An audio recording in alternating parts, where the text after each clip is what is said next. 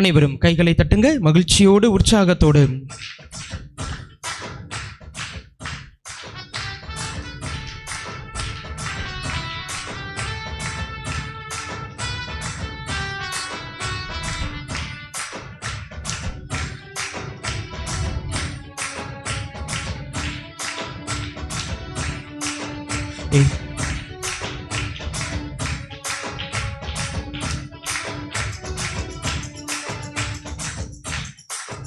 இயேசு நீங்க இருக்கையில நாங்க சோர்ந்து போவதில்லை. இயேசு நீங்க இருக்கையில நாங்க சோர்ந்து போவதில்லை. நீங்க எல்லாமே பார்த்து கொள்வீங்க, நீங்க எல்லாமே பார்த்து கொள்வீங்க, நீங்க எல்லாமே பார்த்து கொள்வீங்க, நீங்க எல்லாமே பார்த்து கொள்வீங்க. இயேசு நீங்க இருக்கையில நாங்க சோர்ந்து போவதில்லை. சமாதான காரணர் நீங்க தானே, சர்வ வல்லவரும் நீங்க தானே. சமாதான காரணர் நீங்க தானே, சர்வ வல்லவரும் நீங்க தானே. இயேசு நீங்க இருக்கையில நாங்க சோர்ந்து போவதில்லை. இயேசு நீங்க இருக்கையில நாங்க சோர்ந்து. நல்ல உற்சாகமா பாடுங்க. அதிசய தேவன் நீங்க தானே, ஆலோசனை கர்த்தர் நீங்க தானே. அதிசய தேவன் நீங்க தானே, ஆலோசனை கர்த்தர் நீங்க தானே. இயேசு நீங்க இருக்கையில நாங்க சோர்ந்து போவதில்லை. இயேசு நீங்க இருக்கையில நாங்க சோர்ந்து போவதில்லை. தாயும் தகப்பனும் நீங்க தானே, தாங்கும் சுமை தாங்கி நீங்க தானே. தாயும் தகப்பனும் நீங்க தானே, தாங்கும் சுமை தாங்கி நீங்க தானே. இயேசு நீங்க இருக்கையில நாங்க சோர்ந்து போவதில்லை. இயேசு நீங்க இருக்கையில. நல்ல உற்சாகமா பாடுங்க அன்பு மக்களே. நாங்க சோர்ந்து போவதில்லை. இருள் நீக்கும் வெளிச்சம் நீங்க தானே, ரட்சிப்பின் தேவன் நீங்க தானே. இருள் நீக்கும் வெளிச்சம் நீங்க தானே, ரட்சிப்பின் தேவன் நீங்க தானே. இயேசு நீங்க இருக்கையில நாங்க சோர்ந்து போவதில்லை. இயேசு நீங்க இருக்கையில நாங்க சோர்ந்து போவதில்லை. எனக்கு அழகெல்லாம் நீங்க தானே, எனது ஆசையெல்லாம் நீங்க தானே. எனக்கு அழகெல்லாம் நீங்க தானே, எனது ஆசையெல்லாம் நீங்க தானே. இயேசு நீங்க இருக்கையில நாங்க சோர்ந்து போவதில்லை. இயேசு நீங்க இருக்கையில நாங்க சோர்ந்து போவதில்லை. நம்முடைய குடும்பங்கள் எல்லாம், நம்முடைய பங்குகள் எல்லாம் தாங்குகிற தேவன் அவர்தான். நம்மை ஆசீர்வதிக்கிற தேவனும் அவர்தான். தொடர்ந்து நம்மை ஆசீர்வதிக்க வேண்டுமா? இந்த மூன்றாவது அடியை மட்டும் திருப்பி நாம் பாடுவோமா? தாயும் தகப்பனும் நீங்க தானே, தாங்கும் சுமை தாங்கி நீங்க தானே. தாயும் தகப்பனும் நீங்க தானே, தாங்கும் சுமை தாங்கி நீங்க தானே. இயேசு நீங்க இருக்கையில நாங்க சோர்ந்து போவதில்லை. இயேசு நீங்க இருக்கையில நாங்க சோர்ந்து போவதில்லை. இயேசு நீங்க. எல்லா கண்களை மூடி பாடுங்க. கையில நாங்க சோர்ந்து போவதில்லை. எங்கள் அன்பின் பரலோக தகப்பனே, இந்த அருமையான நாளுக்காய் நேரத்திற்காய் நாங்கள் உமக்கு நன்றி செலுத்துகிறோம். இது உங்க ஆசீர்வாதத்திற்காக நாடி தேடி வந்திருக்கிற எங்கள் ஒவ்வொரு ஜனங்களையும் நீங்க ஆசீர்வதிங்கப்பா. இந்த இறை வார்த்தை பரிசுத்த ஆவியானவர் மட்டுமே பேச வேண்டும். சாதாரண மனிதர்களுடைய வார்த்தைகள் அல்ல, தெய்வமாகிய உம்முடைய வார்த்தைகளை நாங்கள் இப்போது வாசித்திருக்கிறோம், கேட்டிருக்கிறோம். அதை எங்களுடைய வாழ்க்கையில் நடைமுறைப்படுத்த இந்த மாதம் முழுவதும் இயேசு கிறிஸ்துவனுடைய திரு இருதயத்தின் வழியாக எல்லா ஆசீர்வாதங்களும் பெற்றுக்கொள்ள நாங்கள் இங்கே வந்திருக்கிறோம். அப்பா, புனித பவுலடியார் தம்முடைய திருமுகத்தில் சொல்வது போல, அன்பு இறைமக்களே, நற்செய்திக்காக போராட்டம் உங்களுடைய வாழ்க்கையில் உண்டு. இந்த உலகத்திற்கான போராட்டங்கள் உங்களுடைய வாழ்க்கையில் உண்டு. நீங்கள் சோர்ந்து போகாதங்கள். துன்பத்தின் வழியாக ஆண்டவராகிய தேவன் உங்களை நிச்சயமாய் ஆசீர்வதிப்பார் என்கின்ற அருமையான வார்த்தைகளுக்கு ஏற்ப இன்றைய நாளில் கவனம் முழுவதையும் இயேசு கிறிஸ்துவின் மீது வையுங்கள். அவர் உங்களை பார்த்து கொள்வார். அவர் மீது நீங்கள் நம்பிக்கை வையுங்கள். அவர் மீது விசுவாசம் வையுங்கள். பரிசுத்த ஆவியானவரை உங்களுடைய வாழ்க்கையில் செயல்படுத்துங்கள் என்கின்ற அருமையான வார்த்தைகளுக்கு ஏற்ப இந்த 2 மணி நேரம் ஜெப வழிபாட்டிற்கு வந்திருக்கிற ஒவ்வொரு இறைமக்கள் மீதும் உங்க பரிசுத்த ஆவியானவருடைய அபிஷேகம் என்றும் நிறைவாய் தங்கியிருக்க வரம் தருவீராக. இயேசுவின் பரிசுத்தமான நாமத்தில் நாங்கள் ஜெபிக்கிறோம் நல்ல பிதாவே, ஆமென். அருள் நிறைந்த மரியே வாழ்க, ஆண்டவர் முரணை பெண்களுக்குள் ஆசீர்வதிக்கப்பட்டவள் நேரே, உம்முடைய திருவயிற்றுங்கனியாக இயேசுவும் ஆசீர்வதிக்கப்பட்டவரே. புனித மரியே, இறைவனின் தாயே, இப்பொழுதும் எங்கள் இறப்பின் வேளையிலும் வேண்டிக்கொள்ளும். ஆமேன். தந்தைக்கும் மகனுக்கும் தூய ஆவியானவருக்கும் மகிமை உண்டாவதாக. தொடக்கத்தில் இருந்தது போல இப்பொழுதும் எப்பொழுதும் என்றென்றும் இருப்பதாக. ஆமேன். Praise the Lord. Praise the Lord. Hallelujah. இயேசுவே உமக்கு நன்றி. இயேசுவே உமக்கு புகழ். மரியே வாழ்க. அனைவரும் அமர்ந்து கொள்வோம்.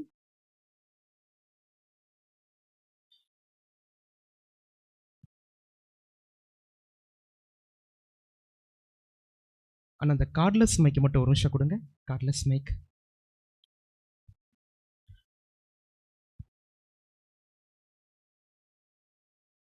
Price the lord. Praise the lord. Hallelujah. இயேசுவே உமக்கு நன்றி. இயேசுவே உமக்கு புகழ். இயேசுவே உமக்கே ஆராதனை. அன்பு இறை மக்களே, எல்லாம் நல்லா இருக்கிறீங்களா? நான் பூச வந்த தொடங்க நேரத்திலேருந்து பார்த்துருக்கிறேன், எல்லா பேரும் உம்முனே உட்கார்ந்துருக்கிறீங்க. யாருடைய முகத்திலேயே ஒரு சின்ன சிரிப்பு கூட இல்லை. பசங்களை கேட்டால் நாளைக்கே எங்களுக்கு ஸ்கூல் தொடங்க போகிறாங்க ஃபாதர், எங்களுக்கு நிறைய நினச்சி ரொம்ப வருத்தம். குடும்பத்தில் உங்களை யாராவது கேட்டால் எங்கள் வீட்டுக்காரரும் சரியில்லை, அதனால் எங்களுக்கு வருத்தம். வீட்டுக்காரங்களை கேட்டால் என்னுடைய மனைவி இன்னைக்கு கரண்டி வச்சு மிரட்டுனா, அதனால நாங்கள் பயந்துட்டோம் இல்லைங்களா? ஏதாவது ஒரு சூழ்நிலைகளை சொல்லி சொல்லி இன்னைக்கு வாழ்க்கையில் நம்மளை நாமளே என்ன பண்ணுறோம்? சந்தோஷம் இல்லாமல் வாழ்ந்துட்டு இருக்கிறோம். நம்ம வயதான தாத்தா பாட்டிங்களை ஏதாவது இது சொல்லி கேட்டால், ஃபாதர் எனக்கு நைட்டு தான் தூக்கம் வர மாட்டேங்குது, உங்கள் பிரசங்கத்திலேயாவது எனக்கு தூக்கம் வருது, கொஞ்ச நேரம் நானாவது தூங்கிக்கிறேனே அப்படின்னு சொல்லிக்கிறாங்க. எங்கள் தாத்தா பாட்டி அப்படிதான் இருக்கிறீங்க. அப்படியா? அப்படி சொன்னால் உடனே நம்ம வேடிக்கை பார்ப்போம். Praise the lord. ஹல்லேலூயா. கையை தட்ட சொன்னால் நாம் என்ன பண்ணுவோம்?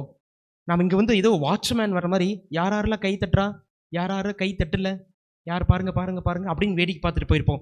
இன்னைக்கு ஆண்டவர் உங்களோடு என்னோடு பேசுகிற தருணம். தயவு செய்து ஆர்கன் எல்லாத்தையும் ஆர்கன் வாசிக்கிற முதல் கொண்டு சின்னங்க முதல் கொண்டு எல்லா பேரும் இந்த பிரசங்கத்தை நீங்க நல்லா கவனிங்க. இது வரைக்கும் எத்தனை பிரசங்கங்களை நீங்க கவனிச்சிருப்பீங்க? எப்பா உங்களை தான்ப்பா கேட்குறோம். அப்பவும் பாருங்க, ஒரு அக்கா அங்கேயே வெடி பார்த்துட்டு இருக்கிறாங்க. யாரை சொன்னாங்க? இது வரைக்கும் எத்தனை பிரசங்கங்கள் நீங்க கேட்டிருப்பீங்க? ஒரு தோராயமா எண்ணிக்கையில சொல்லுங்க, எத்தனை பிரசங்கங்கள் நீங்க கேட்டிருப்பீங்க?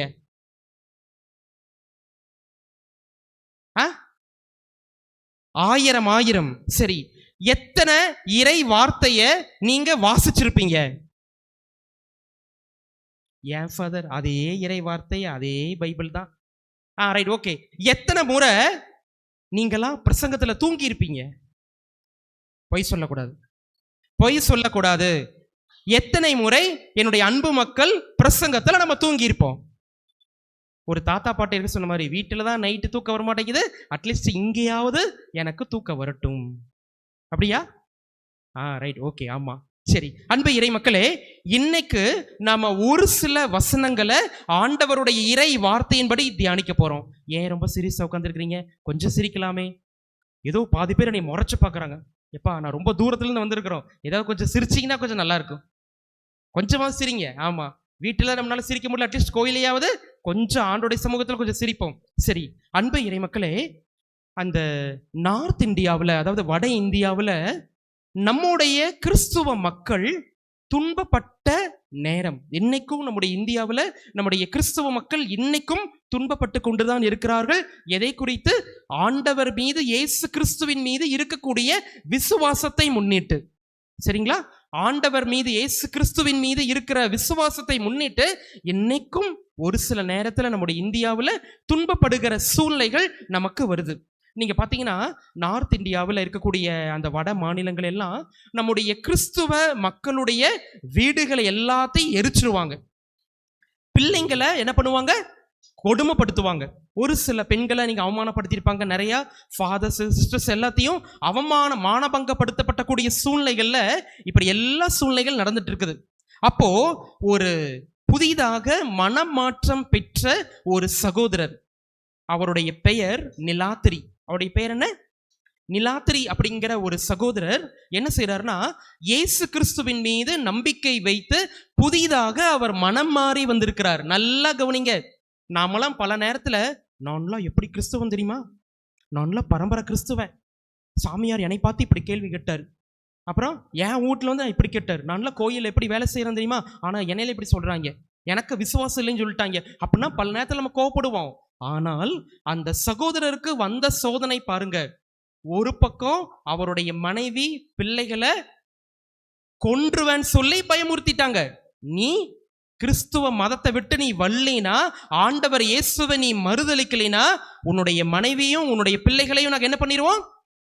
கொன்றுவோம் அப்படின்னு சொல்லி மிரட்டுறாங்க. ஒரு பக்கம் இவர் தனியா நிற்கிறாரு. இப்படி ஒரு சூழ்நிலைகள் உங்களுக்கோ எனக்கோ வந்ததுன்னா நம்ம என்ன செய்வோம்? ஆளா விடுங்கடா சாமி அப்படின்னு என்னை மட்டும் தனியாக விட்டு ஓடிடுவீங்களா? இல்லை உங்களை நான் தனியாக விட்டு ஓடிடுவேனா, பஸ் ஏறிடுவேனா? இப்படி ஒரு சூழ்நிலை நமக்கு இப்போ வந்ததுன்னா என்ன செய்வோம்? சாமி ஃபர்ஸ்ட் நீங்க போய் முன்னாடி நில்லுங்க, உங்களை என்ன பண்றாங்க பார்த்துட்டு அதுக்கப்புறம் நாங்கள் பின்னாடி வருவோம் அப்படின்னு சொல்லுவீங்களா? என்ன சொல்வீங்க? அவர் சொன்ன ஒரு வார்த்தை என்ன தெரியுமா? என்னுடைய பிள்ளைகளையும் என்னுடைய மனைவியும் நீ என்ன வேணாலும் மன்னிக்கோ, ஆனா நான் நம்பி வந்த இந்த இயேசு ஆண்டவரை தவிர வேற யாரும் என்னுடைய சொந்த மீட்பராக என்னால ஏற்றுக்கொள்ள முடியவே முடியாது. நீ என்ன வேணாலும் மன்னிக்கோ. என்னென்னமோ சொல்லி பார்க்கறாங்க, என்னென்னமோ கன்வின்ஸ் பண்ணி பார்க்கறாங்க, ஒண்ணுமே பண்ண முடியல. அவங்க வீட்டையும் எரிச்சிட்டாங்க, எல்லாம் பண்ணியாச்சு. நடு தெருவில் நிற்கிறாரு. யாருக்காக? இயேசுவுக்காக. நமக்கு அப்படி ஒரு சூழ்நிலைகள் வந்ததுன்னா நாம என்ன செய்வோம்? கையில் பைபிள் கொண்டு வர்றோம், ஜெபமாலை சொல்றோம், நல்லா இது பண்றோம், பிரசங்க அடிக்கடி நான் கவனிக்கிறோம் சொல்றோம். என்ன பண்ணுவோம் நாம? ஃபாதர் எனக்கு என் கையில் இருக்குது செல்ஃபோனு, அது போதும் ஃபாதர், எனக்கு யார் வந்தா என்ன, பக்கத்து வீட்டுக்காரனை பற்றி கவலைப்பட்டா என்ன, எங்கள் வீட்டுக்காரனை பற்றி கவலைப்பட்டா என்ன. இன்னைக்கு அது மாதிரியான ஒரு சூழ்நிலைகள் நம்ம மத்தியில் நிறைய வந்துருச்சு. அந்த நிலாத்தி என்கிற சகோதரர் சொன்ன அதே வார்த்தைகளை இன்னைக்கு நம்மால சொல்ல முடியுமா? நாம் எல்லாம் அப்படி நம்ம நினைச்சுக்கிறோம்ல. அந்த விசுவாச வாழ்க்கை, அந்த உறுதி, அந்த பயமில்லாத ஒரு ஆண்டவர் மேல இருக்கக்கூடிய ஒரு வைராகியம் இன்னைக்கு நம்மிடத்தில் உண்டா? உண்டா இல்லையா? நாம் என்ன தெரியுமா பண்ணுவோம்? பதிலே பேச மாட்டோம். ஏன்னா பிரசங்க டைம்ல சாமியார் பேசி பேசி நாமளும் கேட்டு கேட்டு கேட்டு கேட்டு அப்படியே பதிலாயிடுச்சு. வெறும் கேட்கின்ற இறைமக்களாக மட்டுமே இருக்கிறோமே தவிர பதில் சொல்லுகிற இறைமக்களாய் இன்னும் நாம் உருவாக்கப்படவில்லை. சரி, நீங்களும் நானா இருந்தா என்ன செய்வோம்? நம்மால் நிற்க முடியுமா? அதுக்கும் நம்மால எப்படி தெரியுமா தப்பிப்பாங்க? அது மாதிரி ஒரு சூழ்நிலைகள் வரட்டும், அப்புறம் பார்த்துக்கலாம் அப்படின்றவாங்க. எல்லாத்தையும் தப்பிச்சு தப்பிச்சு போறதா பார்க்குறமே தவிர அது மாதிரியான சூழ்நிலைகள் நமக்கு இன்று தேவை. அதனால தான் இன்னைக்கு நம் இடத்தில் எல்லா மக்களிடத்திலும் விசுவாசம் நிச்சயமாய் உண்டு. இந்த தூங்குற குட்டி பாப்பா முதல் கொண்டு அவங்க அப்பா அம்மா எல்லா விசுவாசத்தை நல்லா சொல்லி கொடுத்துருப்போம். நம்மிடம் விசுவாசம் உண்டு. ஆனால் அந்த விசுவாசம், ஒரு ஆங்கிலத்தில் ஒரு வார்த்தை பயன்படுத்துகிற growth, அதுக்கு என்ன அர்த்தம்? விசுவாசம் நம்மிடம் வளர்ந்துள்ளதா அல்லது குறைந்துள்ளதா? Praise the lord, praise the lord. இதுக்குத்தான் ஆண்டவருடைய கடவுளுடைய ஆவியானவர் நம்மோடு உங்களோடு பேசுகிற ஒரு 4 கருத்துக்களை மட்டும் உங்களிடம் நான் தெளிவாக சொல்லுகிறேன் பாருங்கள். அதாவது கடவுளுடைய ஆவியானவரிடம் அந்த ஆன்மீக தாகமும் பசியும் நம்மிடம் அதிகமாய் தேவை. அதற்கு ஒரு 4 காரணங்கள் அல்லது 5 காரணங்கள் உங்ககிட்ட சொல்றேன் பாருங்க. அதாவது கடவுள் மீது விசுவாசம் மீது இருக்கக்கூடிய ஆன்மீக பசியும் தாகமும் நம்முடைய குடும்பத்திலும் நம்முடைய தனிப்பட்ட வாழ்க்கையிலும் இருக்க கடவுளுடைய ஆவியானவர் உதவி செய்ய வேண்டும். கடவுளுடைய ஆவியானவர் சொன்னோடனே பாதி அம்மாமாருங்க ரைட்டு சொல்லுங்க ஃபாதர் ஆரம்பிச்சிட்டாங்க தூக்கனுக்கு. கடவுளுடைய ஆவியானவர் சொல்ற பேரை சொன்னோடனே ரைட் கண்ணை சொக்க ஆரம்பிச்சாச்சு. யாரெல்லாம் தூங்குறீங்க ஒரு பிரைஸ் லார்ட் சொல்லுங்க. பாத்தீங்களா, தூங்குறவங்க எல்லா பேரும் பிரைஸ் லார்ட் சொல்லுங்க. Praise Lord. ஓகே, முதல் கருத்து, தினம்தோறும் உங்களுடைய தேவனுக்காக நீங்கள் நேரத்தை ஒதுக்குங்கள். கடவுளுடைய ஆவியானவருடைய ஆசீர்வாதமும் நம்முடைய விசுவாச வாழ்க்கையில நல்ல வளர்ச்சியும் வேணுமா? அதற்கு கடவுள் சொல்லுகிற முதல் கருத்து, கடவுளுடைய தேவனுக்குரிய பசி உங்க மனசுலையும் உங்க வீட்லையும் உங்க குடும்பத்திலையும் உங்க நடைமுறை வாழ்க்கையில வேணுமா? ஆண்டவருக்காக நேரம் அதிகமாக ஒதுக்குங்கள். எரேமியா புத்தகம் 29ஆம் அதிகாரம் 13வது வசனம் யாராவது வாசிங்க. எரேமியா 29:13. எரேமியா 29:13 யாராவது நல்ல வசிங்க. நீங்கள் என்னை தேடுவீர்கள். அண்ணா பாப்பா இன்னும் கொஞ்சம் தெளிவா வசிங்கப்பா. நீங்கள் என்னை தேடுவீர்கள், உங்கள் முழு இதயத்தோடும் என்னை தேடும்போது நீங்கள் என்னை கண்டடைவீர்கள். அன்பு இறைமக்களே, நம்ம பங்குல ஞாயிற்றுக்கிழமை காலையில 8:15 பூசை. நான் வேற பங்கு இருந்தாலும் உங்க பங்குல பூசெல்லாம் தெரிஞ்சு வச்சுக்கிறேன் பாருங்க. 8:15 பூசை. ஆலயத்திற்குள்ள நம்ம வர்றப்போ என்ன மனநிலையோட நம்ம வர்றோமோ, ஆனா உள்ள வந்ததுக்கு அப்புறம் திருப்பலியெல்லாம் முடிஞ்சு ஆண்டவர் இயேசுவினுடைய இறை வார்த்தையை நம்ம உட்கொள்கிறோம். நான் சொல்றேன் பாருங்க, இறை வார்த்தையை சாப்பிட்றோம். அதே மாதிரி நற்கருணை நம்ம உட்கொள்கிறோம். நம்முடைய அந்த வாரம் பூரா செய்யக்கூடிய ஒவ்வொரு நல்ல காரியத்தையும் இயேசுவே நீங்க எல்லாம் பார்த்துக்குங்க அப்படின்னு நம்ம சொல்லிட்டு போறோம். ஆனா இந்த ஆலயத்தை விட்டு நம்ம வெளியில போறப்போமே ஒரு சில நேரத்தில் என்ன ஆகுது, ஆலயத்திற்குள்ளாக வருகின்ற போது எந்த மனநிலையோடு வருகிறோமோ அதே மனநிலையோட தானே பாதி பேர் வெளியில போயிடுறோமா இல்லையா? நானும் அது மாதிரி பண்ணியிருக்கிறேன். ஏன்னா ஆலயத்திற்குள்ள வந்து எனக்கு திருப்பலி அல்லது ஆண்டோடைய வார்த்தை எதுவுமே என் மனசுல தொடல. ஏன்னா எல்லாமே திருப்பலியில எந்த குறையும் இல்லை. ஆனா நம்ம மனசுல தான் ஆண்டவராகிய தெய்வத்தை முழு இதயத்தோடு நீங்க தேடுங்க. இன்னைக்கு ஒரு சில நேரத்துல மற்ற காரியங்கள் செய்யறப்போ எப்படி முழு இதயத்தோடு நீங்க மற்ற காரியங்கள் அனைத்தையும் செய்றீங்களோ, அல்லது ஒரு சில நேரத்துல தீமையான காரியங்களை சின்ன ஒரு அற்பமான பாவம் இருந்தா கூட முழு இதயத்தோடு செய்யறமா இல்லையா? அப்பா நான் செய்யறேனப்பா, நான் கை தூக்கிட்டேன். முழு இதயத்தோடு செய்யறமா இல்லையா? செய்யறமா இல்லையா? பாத்தியா, வாயவே திறக்க மாட்டேன். செய்யறமா இல்லையா? செய்யறமா இல்லையா? Right, okay. அப்படி செய்யறப்போ நன்மை காரியத்தை ஆண்டவருடைய காரியங்கள் எல்லாத்தையும் முழு மனதோடு நீங்கள் ஆண்டவரை தேடினால் அவரை கண்டுகொள்வீர்கள். Praise the lord, praise the lord, hallelujah. அன்பு இறைமக்களே, தயவு செய்து அதிகமான நேரத்தை உங்கள் கடவுளாகி ஆண்டவருக்கு நேரத்தை ஒதுக்குங்க. இன்னைக்கு யாராருக்கெல்லாம் நம்ம நேரத்தை ஒதுக்குறோம்?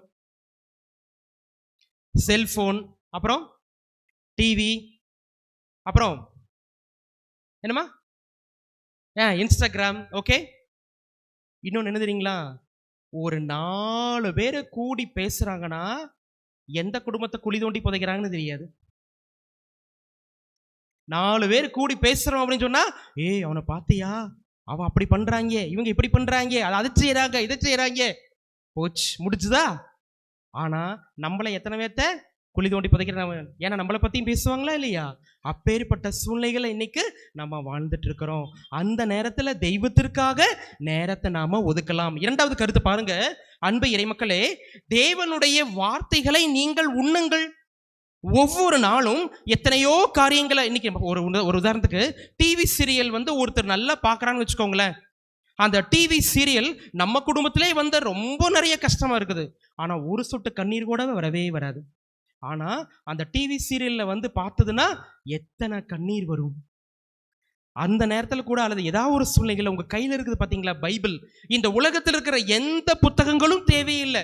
எத்தனையோ அறிஞர்கள் நமக்கு சொல்லி கொடுத்துக்கிற வார்த்தை என்ன தெரியுங்களா? இந்த ஆண்டவருடைய வார்த்தையை நீங்க உங்களுடைய தனிப்பட்ட வாழ்க்கையில் உண்ணுங்க, உங்களுடைய ஆன்மா பரிசுத்தமாகும். குழப்பமான நேரத்தில் இருக்கிறீங்களா, பைபிள் வாசிங்க. மகிழ்ச்சியான நேரத்தில் இருக்கிறீங்களா, பைபிள் வாசிங்க. அல்லது துன்பமான நேரத்தில், பயமான நேரத்தில், பதட்டமான நேரத்தில், குழந்தை பாக்கி இல்லாத நேரத்தில், கணவனோடு பிரச்சனை, மனைவியோடு பிரச்சனை, அல்லது கோயில் ஏதாவது மனத்தாங்கல்கள், சமுதாயத்தில் ஏதாவது மனத்தாங்கல்கள், எடுத்த உடனே பைபிளை வாசிங்க. ஆண்டவருடைய வார்த்தையை தினமும் ஒரு 2 வசனங்கள் 3 வசனமாவது உண்ணுங்கள். இதை மத்தேயு எழுதிய நற்செய்தி 4ஆம் அதிகாரம் 4வது வசனத்துல இயேசு சாத்தானிடம் சொல்லுகிற அருமையான ஒரு வார்த்தை என்னது?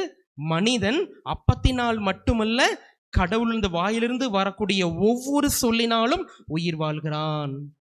அன்பு மக்களே, நல்லா கவனிங்க. வார்த்தைகளுக்கும் உயிர் உண்டு, வார்த்தைகளுக்கும் உயிர் உண்டு. இன்னைக்கு ஒரு சில நேரத்தில் இப்ப நான் வந்து உங்ககிட்ட பேசுறேன் பாத்தீங்களா, அது உங்க மனசை தொடணும். உங்க மனசை தொடலைன்னா நான் 2 மணி நேரம் நீங்க என்னை மதிக்கலைன்னு அர்த்தம். ஏன்? நீங்க வந்து ஏதாவது ஒரு வார்த்தை பேசி நான் அதை கண்டுக்காம போயிட்டேன் அப்படின்னா நான் உங்களை மதிக்கலைன்னு அர்த்தம். ஏன்னா ஒருத்தர் ஆண்டோடைய வார்த்தைக்கு செவி கொடுத்தா மட்டும்தான் நான் பேசின அவங்க யாருமே கவனிக்கலப்பா அப்படின்னு வருத்தப்படுறோமா இல்லையா? அப்படின்னா மற்றவங்களுடைய வார்த்தைகளை மட்டும் நம்ம நல்லா கவனிக்கவும் நினைக்கிறோம். ஆனா என்னுடைய வார்த்தைகள் மற்றவன் நல்லா கவனிக்கவும் நினைக்கிறோம். மற்றவருடைய வார்த்தைகளுக்கும் கடவுளுடைய வார்த்தைகளுக்கும் நாம செவி கொடுக்கிறோமா இல்லையா? இல்ல, பல நேரத்துல அப்படி ஆயிருது. பரிசுத்த ஆவியானவருக்குரிய பசியும் தாகமும் உங்களுக்குள்ள வேணுமா? முதல் கருத்து என்ன? ஆண்டவருக்காக நேரத்தை ஒதுக்குங்க. 2வது, ஆண்டவருடைய இறை வார்த்தையை உண்ணுங்கள். 3வது, அன்பு மக்களே, 3வதா நான் சொல்லக்கூடிய கருத்து ரொம்ப ரொம்ப முக்கியம். பரிசுத்த ஆவியானவருக்குரிய கவன சிதறல் வருது பாத்தீங்களா, அதை உங்களுடைய வாழ்க்கையிலிருந்தும் என்னுடைய வாழ்க்கையிலிருந்தும் அகற்றுங்கள். அதென்ன? பரிசுத்த ஆவியானவருக்குடைய கவன சிதறல். இன்னைக்கு உங்களுடைய பையனோ பிள்ளையோ இருக்கணும்னு வச்சுக்கோங்களேன், 10th 12th எக்ஸாம் எழுதுறாங்க. ஒரு வருஷம் ஃபுல்லா அவனுக்கு நல்லா சாப்பாடு, ட்ரெஸ்ஸு அதெல்லாமே போட்டுட்டு அந்த பையன் சரியா படிக்காம எதை மேல கவனம் இருக்கணும்? படிப்பு மேல கவனம் இருக்கணும். அல்லது பெரியவங்க அல்லது அம்மாமாருங்க சமையல் செய்யறதுல அதுல தொழில் மேல நல்ல கவனம் இருக்கணும். கடைசியில ரிசல்ட் வருது உங்க பையன் ஃபெயிலு அப்படின்ட்டு. கடைசியில் அது 1 இயர் என்னாச்சு? ஏன்? ஒரே ஒரு காரணம் என்ன? யாரு கரெக்டா சொல்லுங்க? ஒரே ஒரு காரணம் என்ன? Very good. அந்த கவன சிதறல் தான் இன்னைக்கு நான் ஏற்கனவே சொன்ன பாத்தீங்களா, அண்ணன் சொன்னாரு 1000 பிரசங்கங்களா கேட்டும் மனம் மாறாமல் அப்படியே இருக்கிறோம். 1000 நற்செய்தியை நாம் கேட்டும் நம்முடைய வாழ்க்கையும் அப்படியே தான் இருக்குது. எனக்கு தெரிஞ்ச ஒரு அண்ணனும் அக்காவும் அவங்க வீட்டில் நல்ல பக்தியை நல்ல கோயிலுக்கு வந்துட்டு இருந்தவங்க திடீர்னு கோயிலுக்கு வர்றதை நிறுத்திட்டாங்க. ஏன்னா அவங்க செய்யக்கூடிய தொழில் வந்து கொஞ்சம் நஷ்டமாயிடுச்சு கொரோனா பீரியட்ல. அப்போ அந்த பக்கத்து வீட்டுக்காரங்க வந்து அந்த வீட்டில் இருக்கிற அந்த அக்காட்ட போய் கேட்டாங்களாமா, எப்பா இப்பதான் சர்ச்லாம் திறந்துட்டாங்களே, நீ கொஞ்சம் கோயிலுக்குலாம் வரலாமே அப்படின்னு. அதுக்கு அவங்க நம்பிக்கை இல்லாமல் சொன்ன வார்த்தை என்ன தெரியுங்களா? கோயிலுக்கு வர்றவங்களுக்கு மட்டும் துன்பம் இல்லாமே இருக்குது. கோயிலுக்கு நான் வந்தா மட்டும் நான் எனத்தை பெருசா சாதிச்சிட்டேன். கோயிலுக்கு வந்தா மட்டும் நான் அப்படி பாருங்க, அவை விஷமா சொல்லி சொல்லி சொல்லி சொல்லி நம்ம எதை நினைக்கிறோமோ எதை சொல்றோமோ அதுதான் நம்முடைய வாழ்க்கை. நீங்க நல்லா கவனிங்க. இந்த ஃபாதர் வைக்கக்கூடிய இந்த பிரசங்கத்தை நம்ம நல்லா கவனிக்கலாம் அப்படின்னு நினைச்சீங்கன்னா நல்லா கவனிப்பீங்க. இல்லைன்னா என்ன ஆகும்? கவனசிதறலோட கவனிக்காம எங்கேயோ வந்துட்டு ஓகே ஓகே ஓகே ஏதோ மணி டைம் ஆயிடுச்சு அப்படின்னு சொல்லிட்டு நாம் பாட்டுக்கு போயிட்டே இருப்போம். ஆக பரிசுத்த ஆவியானவருக்குரிய கவன சிதறல்களை நம்முடைய வாழ்க்கையிலிருந்து அகற்றுங்கள். உங்க பிள்ளைகள் மீது எப்படி நீங்க நல்லா படிக்கும்னு சொல்லி ஆசைப்படுறீங்களோ அதுபோல உங்களுடைய ஆன்மாவும் உங்களுடைய மனநிலையும் உங்களுடைய செயல்பாடுகளும் இந்த இயேசுவுக்கு ரொம்ப ரொம்ப முக்கியம். குறிப்பாக நம் அனைவருடைய நல்ல வாழ்வுமே இந்த இயேசுவுக்கு ரொம்ப முக்கியம். அதனால தான் பரிசுத்த ஆவியானவர் இன்று உங்கள் மீதும் என் மீதும் அசைவாடி கொண்டிருக்கிறார். Price the lord, praise the Lord. சரி, இந்த கவன சிதறல்களை நீங்க வாசிங்க. கொலோசியருக்கு எழுதப்பட்ட திருமுகம் 3ஆம் அதிகாரம் 2வது வசனம். யாரு கரெக்டா வாசிக்கலாம் பார்க்கலாம். புனித பவுலடியார் அதான் சொல்றாரு. கொலோசியருக்கு எழுதப்பட்ட திருமுகம் 3ஆம் அதிகாரம் 2வது வசனம் எடுத்து வாசிங்க.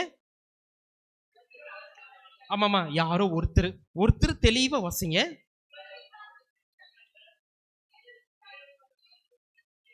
உலகு சார்ந்த, புரியல, வார்த்தைகள் சரியா புரியல. உலகு சார்ந்தவை பற்றி அல்ல, மேலுலகு சார்ந்தவை பற்றியே. நீங்க வாழ்க்கையை பத்தி உங்களுக்கு நீங்க நல்லா புரிஞ்சுக்கணுமா, திருப்பாடல் 90 எடுத்து வாசிங்க. அப்போது மோயிசன் ஆண்டவராகிய தெய்வத்தை நோக்கி பாடி அருமையான திருப்பாடல். ஆண்டவரே, எங்களுடைய வாழ்க்கை எவ்வளவு குறியது என்று எங்களுக்கு நல்ல ஞானத்தையும் அறிவையும் தாரும். இந்த உலகத்துல நான் நிரந்தரமா இங்கேயே தான் இருக்க போறேன் அப்படின்னு சொல்றவங்க மட்டும் கை தூக்குங்க. நான் கை தூக்கல. நான் இங்கேயே இருந்துருவேன் அப்படின்னு சொல்றவங்க மட்டும் கை தூக்குங்க. இங்க இருக்கிற நல்ல ஒரு புதுசா கல்யாணம் ஆனவங்க, சின்ன குழந்தைங்க, இளைஞர்கள், இளம் பெண்கள், ஒரு 40 வயசுக்குறவங்க, நான் அப்படியே இளமையோடவே நான் இருந்துருவேன் அப்படின்னு சொல்றவங்க மட்டும் கை தூக்குங்க. யாருமே இல்லை. அதனாலதான் எங்களுடைய வாழ்நாட்களை கணிக்க எங்களுக்கு ஆற்றல் தாரும் ஆண்டவரே என்று இஸ்ரவேல் ஜனங்களுக்கு பதிலாக மோயிசன் ஜெபிக்கிறார். கடைசி நான்காவது வார்த்தை ரொம்ப ரொம்ப முக்கியம். அன்பு இறைமக்களே, பசியோடு தாகத்தோடு ஆண்டவரை தேடுகிற பிள்ளைகளோடு நல்ல உறவு நிலைகளை வளர்த்து கொள்ளுங்கள். Price the Lord. அதுவுமே நான் நல்லா ஜெபிக்கிறேன், நான் நல்லா பண்றேன், நல்லா பைபிள் வாசிக்கிறேன், நான் மட்டும்தான் இருக்கிறேன் அப்படிங்கிற நடிக்கிறவங்களோட நமக்கு உறவு நிலைகள் வேண்டாம். ஆண்டவருடைய காரியங்களை விட்டு பிரிக்கக்கூடிய உறவு நிலைகள் நமக்கு வேண்டாம். பசியோடு தாகத்தோடு உண்மையாகவே ஆண்டவரை தேடுகிற மக்களோடு நன்கு பழகுங்கள். அந்த ஆசீர்வாதம் உங்களுக்கு கிடைக்கும். எபிரேயருக்கு எழுதப்பட்ட திருமுகம் 10ஆம் அதிகாரம் 24வது வசனம் வாசிங்க. எபிரேயருக்கு எழுதப்பட்ட திருமுகம் 10ஆம் அதிகாரம் 24வது வசனம். கரெக்டா ஆன்மா நல்லா கவனிங்கம்மா. அன்பு செலுத்துவோர் என்னமா நற்செயல் புரியவும், ஒருவர் ஒருவரை தூண்டி எழுப்பவும் கருத்தா இருப்போமாக. இப்ப நம்முடைய மகதலா மரியாவோட தேர் எப்ப வரப்போகுதுங்க? 22 சரி, தேரி 20 நீங்க ஞாயிற்றுக்கிழமை கொண்டாடுவீங்க. அப்போ கோயில்ல நிறைய இறைமக்கள் ஃபாதர் கூப்பிடுவாரு, நீங்க கோயிலுக்கு எல்லாம் கொஞ்சம் கொஞ்சம் உதவி வேலை செய்வாங்க அப்படின்ட்டு. அப்போ ஒரு வீட்டுல கணவனோ மனைவியை கோயிலுக்கு வேலை செய்ய வர்றப்போ இன்னொருத்தர் சொல்றாரு, அதுல எதுக்கு கோயிலுக்கு போற, மற்றவங்கள யாரோ போய் என்னமோ செஞ்சுட்டு போகுது, நீ போய் மட்டும் அங்க என்ன போய் செய்ய போற, செய்யாத, அதெல்லாம் போகாத, அதெல்லாம் பண்ணாத அப்படின்னு சொன்னாங்கன்னா அந்த நேரத்துல ஆண்டவர் மீது பசியா இருக்கிற மக்களா, தாகத்தோடு தேடுற மக்களா, பரிசுத்த ஆவியானவர் அந்த நேரத்துல செயல்படுறாரா? இல்ல. ஆக பசியோடும் தாகத்தோடும் ஆண்டவர் மீது உண்மையா இருக்கக்கூடிய மக்களோடு நன்கு பழகுங்கள், உறவு நிலைகளை ஏற்படுத்தி கொள்ளுங்கள். இது எல்லாமே நம்முடைய தனிப்பட்ட வாழ்க்கையில மிக உயர்ந்த எண்ணமாய் கொண்டு வரும். Price the lord, praise the Lord. சரி, கடைசியா 5வது கருத்து பாருங்க. ஆண்டவராகிய தெய்வத்தை அதிகமாய் வாஞ்சியோடு தேடுங்கள். அதுதான் கடைசியா சொல்றது. அதிகமான ஆண்டவருடைய பிள்ளைகளாகி நீங்களும் நானும் தெய்வத்தை வாஞ்சையோடு நாம தேடணும். திருப்பாடல் 42:1-2 கலைமான்கள் நீருடையை ஆர்வமாய் நாடி தேடுவதை போல ஆண்டவரே என்னுடைய நெஞ்சம் உமக்காய் நாடி தேடுகிறது. சரிங்களா? இப்போ வாஞ்சையோட தேடியாச்சு. இந்த 5 கருத்துக்களையும் நம்முடைய வாழ்க்கையில பயன்படுத்துறப்போ இதை நான் அப்படியே முதல் வாசகத்திற்கு நான் கொண்டு வரேன் பாருங்க. இன்னைக்கு வாசிக்கப்பட்ட முதல் வாசகம் எந்த நூலிலிருந்து எடுக்கப்பட்டுள்ளது? தீமோத்தேயுக்கு எழுதப்பட்ட 2ஆம் திருமுகமா முதல் திருமுகமா? 2ஆம் திருமுகம். 2ஆம் திருமுகமா முதல் திருமுகமா? சரி, இந்த 2ஆம் திருமுகத்துல யாருக்கு யாரு அட்வைஸ் பண்றா? புனித பவுலடியார் தீமோத்தேயுவுக்கு ஒரு அருமையான ஆலோசனை சொல்றாரு. என்ன ஆலோசனை தெரியுங்களா? தீத்துவுக்கு எழுதப்பட்ட, அதாவது தீமோத்தேயுவுக்கு எழுதப்பட்ட முதல் திருமுகம், தீமோத்தேயுவுக்கு எழுதப்பட்ட 2ஆம் திருமுகம், தீத்துவுக்கு எழுதப்பட்ட திருமுகத்துல நீங்க நல்லா வாசித்து பாருங்க. இந்த 3 கடிதங்களுமே மேய்ப்பு பணி திருமுகங்கள். அப்படின்னா என்ன அர்த்தம் அப்படின்னா, தீமோத்தேயும் தீத்துவும் 2 பேருமே அந்த சபை கண்காணிப்பாளர்களாக மக்களை வழிநடத்துகின்ற பொறுப்புல இருக்கிறாங்க. அப்போ புனித பவுலடியார் என்ன பண்றாரு? எபேசுல சிறைச்சாலையிலிருந்து இந்த கடிதங்களை எழுதுகிறார். ஆண்டவர் இயேசு கிறிஸ்துவை குறித்து கைதியாக நான் இருக்கிறேன் இந்த சிறைச்சாலையில. ஏன் நான் கைதியா இருக்கிறேன்? இயேசுதான் உண்மையான கடவுள். அவர் உயிர் தெழுந்தார், அவர் உங்களோடு இருக்கிறார், எல்லா மக்களோடும் பேசுகிறார், எல்லா மக்களுக்கும் நன்மை செய்தார். நீங்கள் அனைவருமே இயேசு கிறிஸ்துவின் பெயரால் ஞானஸ்நானம் பெற்று அவர் மீது நீங்கள் நம்பிக்கை கொண்டு வாழ்ந்தீர்கள் என்றால், அவர்தான் உண்மையான கடவுள் என்று நீங்கள் நம்பினீர்கள் என்றால், உங்களுக்கு நிச்சயமாக இந்த வாழ்க்கையிலும் விண்ணுலக வாழ்விலும் நிச்சயமாய் உங்களுக்காக மகிழ்ச்சியும் சமாதானமும் காத்திருக்கிறது. இதைத்தான் எல்லாத்துக்கிட்டையும் சொன்ன வந்தாரு. இதை குறிச்சுதான் அவர் கைதியா இருக்கிறாரு. எனக்கு அடுத்து என்ன நிகழப்போகுன்னு தெரியாது. இயேசுவை நான் ஒரு நாள் வெறுத்தேன், ஆனா நான் இயேசுவை நேசிக்கிறேன். அந்த இயேசுவை நான் நேசிப்பதை போல நீயும் நேசி, உன்னுடைய மக்களுக்கு எல்லா காரியங்களிலும் விசுவாசத்துல நிலைத்திருக்க சொல். இதைத்தான் மிக அழகாக சொல்லி சொல்லி கொடுக்கிறாரு. ஆக சபை கண்காணிப்பாளரும் குடும்பத்தில் இருக்கிற எல்லா சகோதரி சகோதரிகளும் இந்த இயேசு கிறிஸ்துவின் மீது நம்பிக்கை கொண்ட இறைமக்களா என்றும் வாழத்தான் இன்றைய முதல் வாசகத்துல அழகான ஒரு வார்த்தை வருது. அந்த வார்த்தை என்ன தெரியுங்களா? நான் யார் மீது நம்பிக்கை கொண்டிருக்கிறேன் என்பது எனக்கு தெரியும், அவர் என்னை ஒருபோதும் கைவிடவே மாட்டார். அந்த கைவிடவே மாட்டார் அப்படிங்கிறக்கு ஒரு நிகழ்வு சொல்றேன் பாருங்க. எனக்கு தெரிந்த குடும்பத்துல கிட்டத்தட்ட அவங்களுக்கு கல்யாணம் ஆகி ஒரு 14-15 வருஷம் ஆயிடுச்சு, குழந்தையே இல்லை. அவங்க ஒரு மதத்தை சார்ந்த சகோதர சகோதரிகள். ஆனால் ஒவ்வொரு நாளும் அவங்க வீட்டுக்கு அருகில் இருக்கிற கத்தோலிக்க திருச்சபையின் ஆலயத்துல அருமையான ஒரு பிரசன்னம் இருக்குது. என்னங்க அது? அருமையான ஒரு பிரசன்னம். என்னது? எந்த பிரசன்னம்? தூங்கிட்டீங்களா எல்லா பேரும்? எந்த பிரசன்னம்? இந்த திவ்ய நற்கருணை பிரசன்னம். அங்க கணவனும் மனைவியும் முன்னாடி உட்கார்ந்து முழந்தாள் படியிட்டு கண்ணீரோடு ஜெபிக்க ஜெபிக்க ஜெபிக்க ஜெபிக்க ஆரம்பித்தாங்க. எப்படி ஜெபிக்கிறதுன்னு தெரியாது, என்ன பண்றதுன்னு தெரியாது, அஜிஸ்ட் சிலுவை கூட அவங்களுக்கு போட தெரியாது. ஆனா கடவுள் அவர்களை ரொம்ப ரொம்ப மனம் இறங்கி ஆசீர்வதித்தார். நீங்க யோபு புத்தகத்துல இருக்கக்கூடிய வசனங்களை எல்லாம் வாசித்து பாருங்க. அவர் அழகா சொல்லுவார், இதோ நான் ஆண்டவர் மீது எப்போதும் நம்பிக்கை வைத்த மனுஷனா நான் இருக்கிறேன், கர்த்தர் என்னை ஒருபோதும் என்னை கைவிடவே மாட்டார். அதனாலதான் புனித பவுலடியாரும், அதாவது நம்முடைய விவிலிய கதாபாத்திரங்களை ஒவ்வொருத்தரும் சொல்லக்கூடிய வாழ்க்கை, நான் யார் மீது நம்பிக்கை வைக்கிறேன் என்று எனக்கு தெரியும். நான் ரோமியருக்கு எழுதப்பட்ட திருமுகத்திலே வாசிங்க, என்னை அழைத்தவர் எப்போதும் நம்பிக்கைக்குரியவராய் இருக்கிறார். பிரைஸ் தி லார்ட், ஹல்லேலூயா. இப்படி சொல்லி ஜெபித்து கடைசியில 14 ஆண்டுகளுக்கு அப்புறம் அவங்களுக்கு அருமையான ஆண்டவர் ஒன்று கெட்ட இரட்டை குழந்தைகளை தந்து ஆசீர்வதிக்கிற தெய்வம். கைகளை தட்டி ஆண்டவரை நாம் மகிமைப்படுத்துவோம். அன்பு இறை மக்களே, யாரோ இயேசுவை தெரியாத ஜனங்க, இயேசுனா யாருனே தெரியாது, அவருடைய இறை வார்த்தைனா என்னன்னே தெரியாது, அப்படி ஜனங்களாம் கூட நிறைய ஆசீர்வாதத்தை பெற்றிருக்கிறாங்க. நாம பெருமையா என்ன சொல்லிக்கிறோம்? அதே என்னுடைய முதல் கருத்துக்கு நான் வர்றேன். நான் பரம்பரை கிறிஸ்துவன், நான் அப்படி தெரியும், பைபிளை தெரியும், அது தெரியும், இது தெரியும், அப்படி தெரியும், இப்படி தெரியும் அப்படின்னு நம்ம சொல்றோம். நம்முடைய கிறிஸ்துவ வாழ்வு இன்னைக்கு எப்படிப்பட்டதா இருக்கிறது யோசித்து பாருங்க. ஏன் நம்ம பல நேரத்துல இவ்வளவு திருப்பலிகள், இவ்வளவு ஜெபமாலைகள், வார வாரம் கோயிலுக்கு வந்து இன்னும் ஏன் நம்முடைய வாழ்வு உயர்ந்திருக்கிறதா இல்ல அப்படியே இருக்குதா? ஒருத்தர் பார்த்துக்கிறோம்ல, ஒருத்தர் பார்த்து சிரிச்சுக்கிறோம்ல, ஏன் அப்படியே இருக்குது? வை அப்படிங்கிற கொஸ்டினை இன்னைக்கு நீங்க கேட்டு பாருங்க. என்னுடைய வாழ்க்கை உயர்த்துகின்ற கடவுள்கிட்ட நான் என்னுடைய வாழ்க்கையை நான் கொடுத்திருக்கிறோமா அப்படிங்கிறத பார்ப்போம். அப்படி இருந்ததுன்னா நிச்சயமா நம்முடைய வாழ்க்கை எல்லா சூழ்நிலைகளிலும் நன்கு உயரும். இல்லைன்னா நம்ம என்ன பண்ணுவோம்?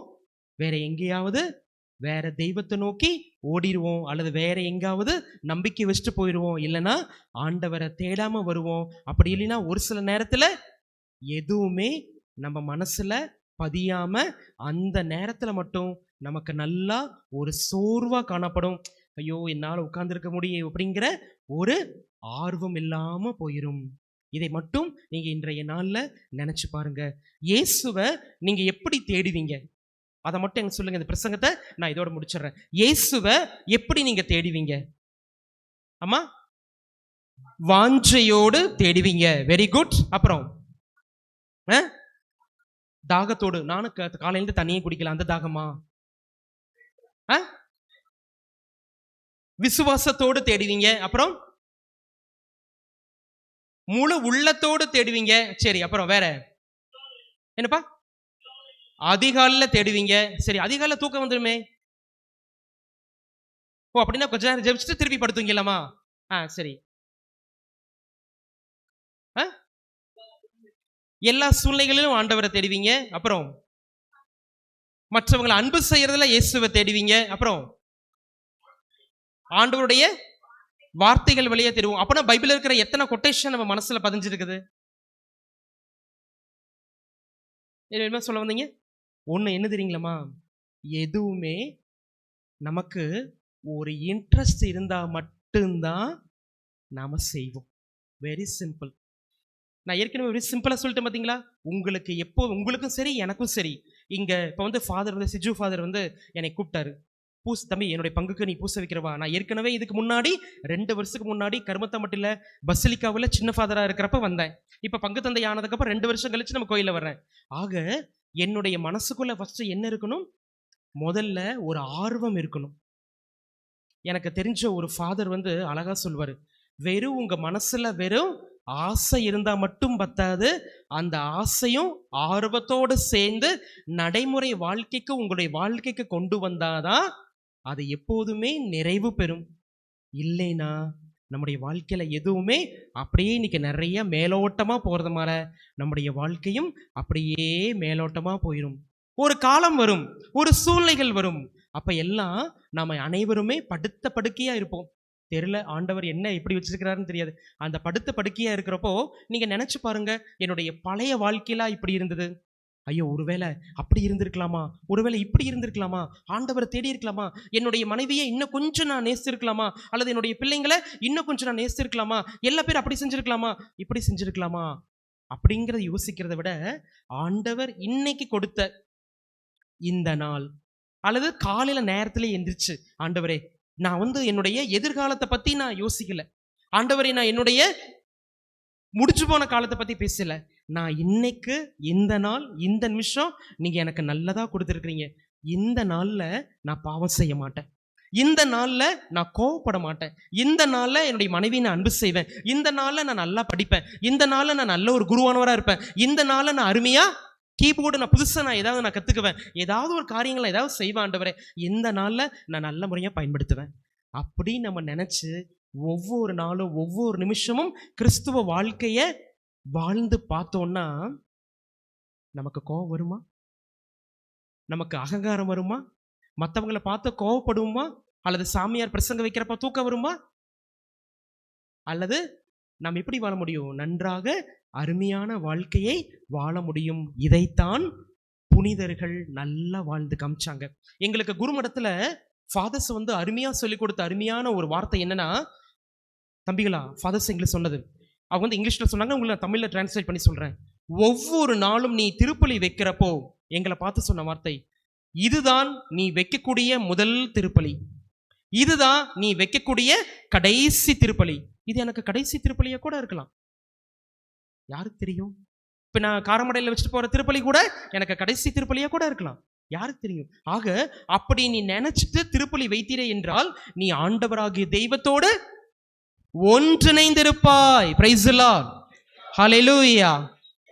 ஆண்டவர் சொல்றான்னு வச்சுக்கோங்களேன், எப்பா மணி வந்து கரெக்டா இப்ப 12:14 12:17 உங்க உயிரெல்லாம் போயிடும். அப்படின்னு ஆண்டவர் சொன்னார்னு வச்சுக்கோங்களேன், நீங்க என்ன செய்வீங்க? என்ன செய்வீங்க?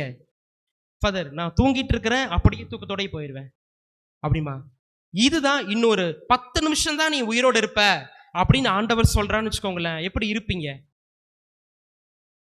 என்ன செய்வீங்க? 10 நிமிஷம் தான் உன்னுடைய உயிர் போயிரும் அப்படின்னு ஆண்டவர் சொன்னாருன்னா என்ன செய்வீங்க? அல்லது ஒருவேளை இன்னையிலிருந்து நாளைக்கு இதே 12-14 வரைக்கும் உனக்கு நான் ஒரு நாள் 24 மணி நேரம் உனக்கு டைம் தரேன், அதுக்குள்ள உன்னுடைய வாழ்க்கையில் நீ செய்யறதெல்லாம் செஞ்சுக்கோ அப்படின்னு ஆண்டவர் சொல்றான்னு வச்சுக்கோங்களேன், என்ன செய்வீங்க?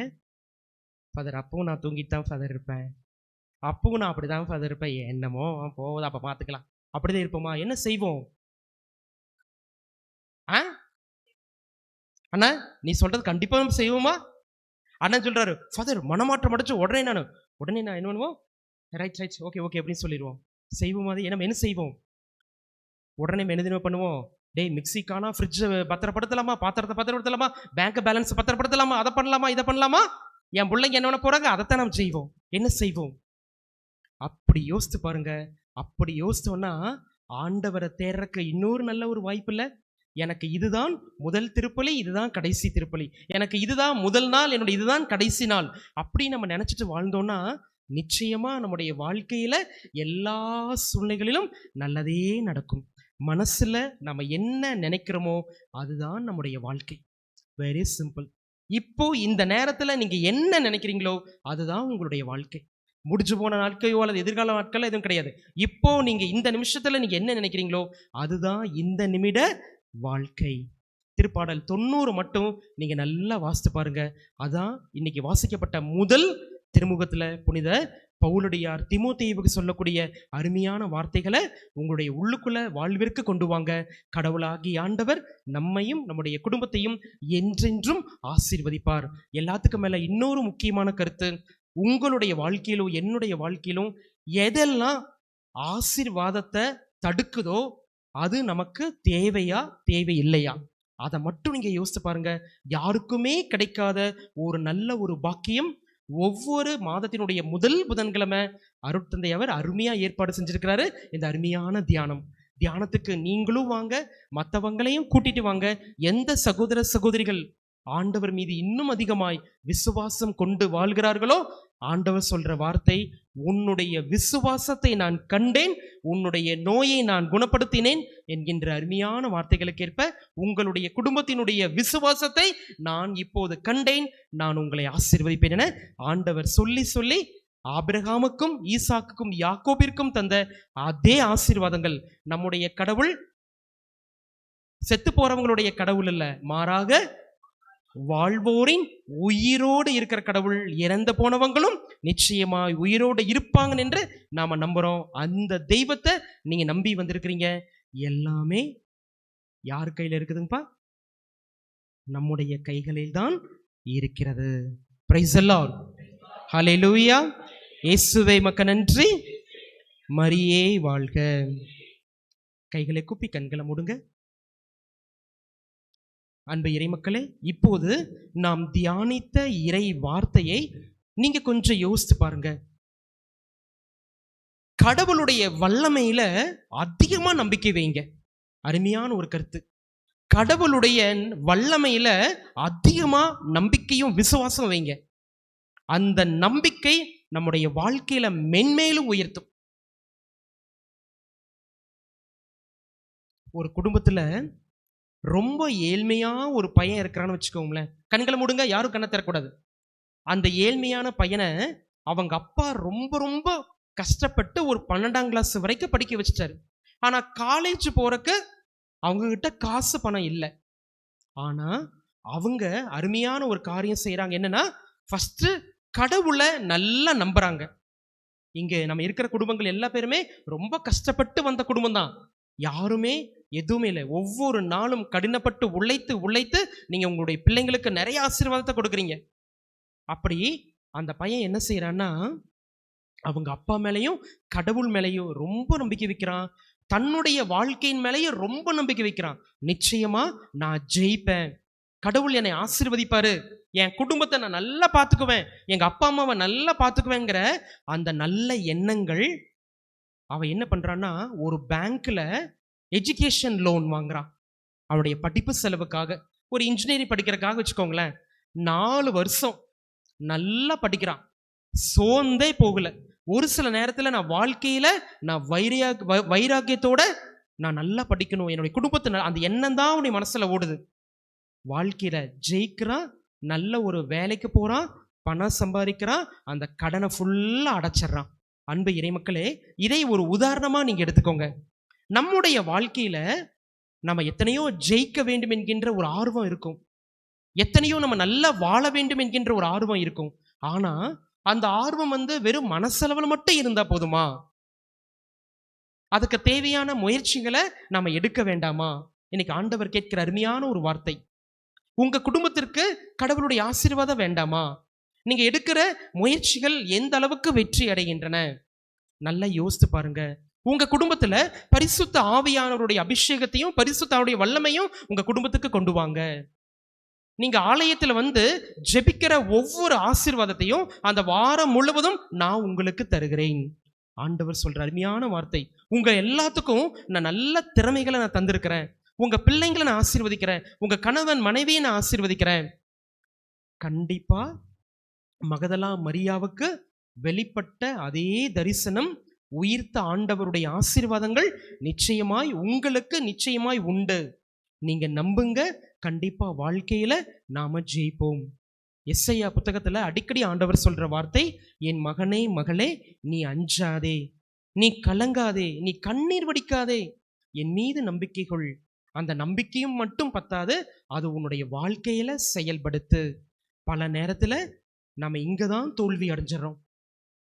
ஆண்டவருடைய வார்த்தையை கேட்கிறோம், தியானிக்கிறோம், ஆனா வாழ்க்கையில செயல்படுத்துறது ரொம்ப ரொம்ப குறைவு.